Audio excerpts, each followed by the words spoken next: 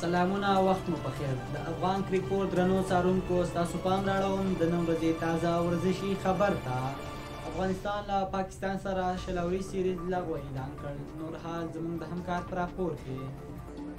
د زیمبابوې په سفر بوخت افغان لوبغاړو په پکتیا ولایت کې د شهید شویو ځایي لوبغاړو او هیوادوالو روح ته دعا وکړه او ټپیانو ته یې د بشپړې او عاجلې روغتیا لاسونه لپه کړل.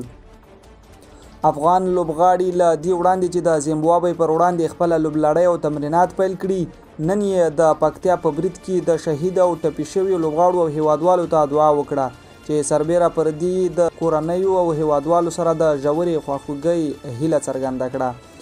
د یادونې وړ ده چې تېره شپه په پکتیا ولایت کې د پاکستان د بریدونو له امله په یوه ځای کې د راټول شویو لوبغاړو ځای هم نښه شوی دی چې له امله یې د کورني کرکټ 3 ځایي لوبغاړي شهیدان شوي او یو بل ټپي دی چې سربیره پر دې پکې یو شمېر نورو هیوادوالو ته هم مرګ ژوبله اوښتې ده.